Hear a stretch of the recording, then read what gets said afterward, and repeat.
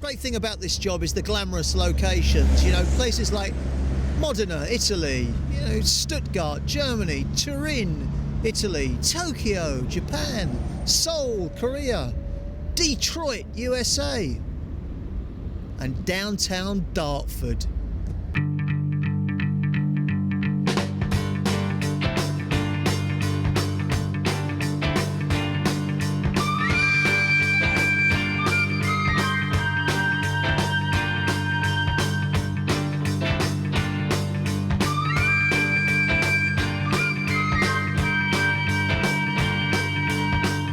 Well, this is the Caterham Superlight, a car for less than £20,000 with supercar performance.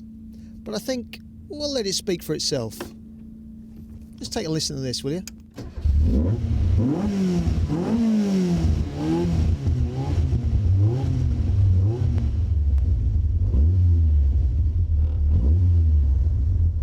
Well, that's 180 horsepower of Rover K-Series engine. And I don't quite know what they do when they put it under the bonnet of this model that was designed way back in 1957, but it certainly sounds special when it's under the hood of this car.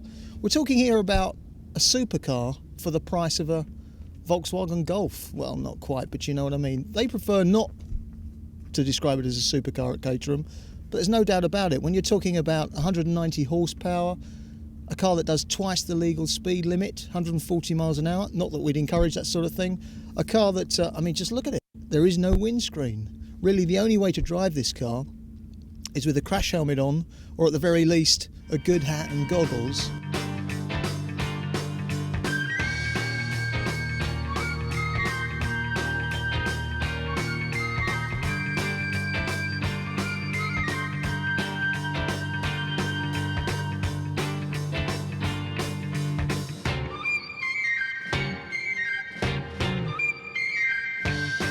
The reason for the car is to provide the ultimate driving experience and to strip away all these peripheries which aren't actually absolutely essential to the driving experience. So in the case of the Superlight R, which is perhaps our most focused product, we don't equip the car as standard with a spare wheel and carrier because that costs you 13.5 kilos. We don't equip it with a windscreen because that costs you 6.6 kilos. We don't equip it with weather equipment because that costs you more weight. Take all of this out, no carpets, the standard seats actually have no trim on them whatsoever. And if you take all of that away, you get a purer and purer driving experience. The Superlight R weighs 470 kilos. That's actually half the weight of a Renault Sport Spider. The Superlight R is extremely powerful. I think it's got a better power to weight ratio than any production Ferrari, for instance. The car, although it is minimal, is safer than you might imagine. We have 10 years of extensive motorsport behind us, which gives us a marvellous opportunity to study what happens to the car when it gets involved in an accident. And they do stand up to it very well. We put high-tech materials into both the side and the rear of the car to protect the occupants. And in a frontal impact, because of its space frame construction, you can have a big impact without damaging yourself. Well, let's take a closer look at the spec of this incredible vehicle. 1.8 litre Rover K-Series engine, that's the 16-valve DOHC lump that's beneath the bonnet of this vehicle, and 190 horsepower, an incredible 140 miles per hour, 0 to 60, get this, in about 4 seconds. 6-speed gearbox, and get this for an overall weight. The Lotus Elise is 690 kilos. The Caterham Superlight a mere 470.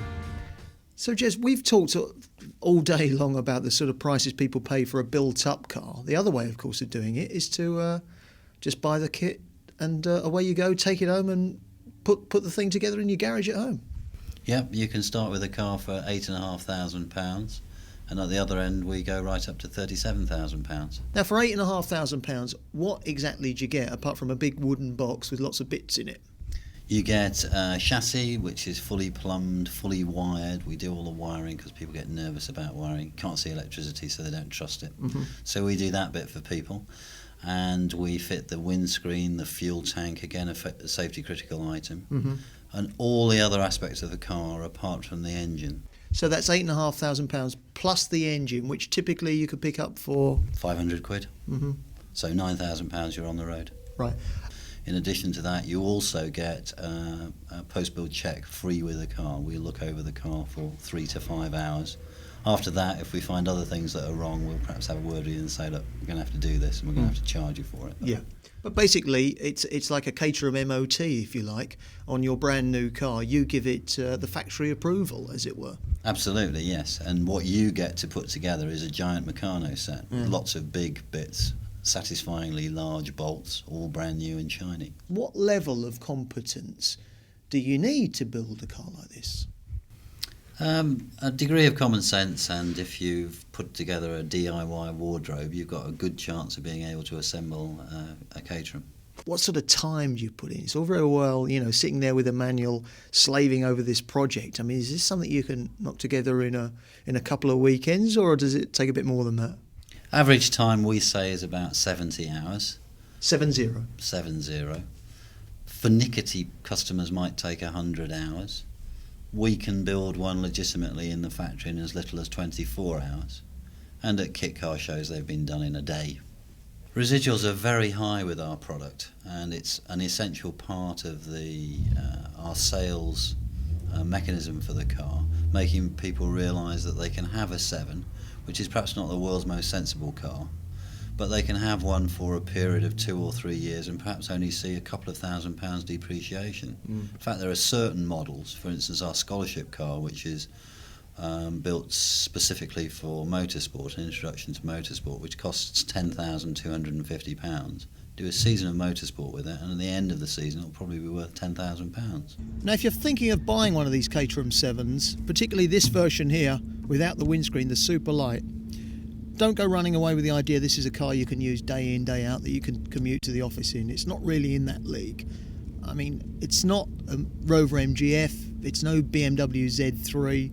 They're far, far more civilised. But that, believe it or not, is the joy of this car. It's not like driving a normal motor car. Drive along with this windscreen arrangement such as it is, and it's like having your head ripped off. I tried to drive this thing for a few miles without a flying jacket, without a crash helmet. Virtually impossible. You don't realise how much dirt and grime and junk is thrown up in your face when you're driving along when you've got a windscreen. So it's very, very much the sort of car that you'd take out on a Sunday, do a few miles every year in it, and happily put it back in your garage. Mind you, if you do want something to compete with the BMW Z3, Rover MGF, just take a look at the Caterham 21. The car will be featuring on next week's Motor Week.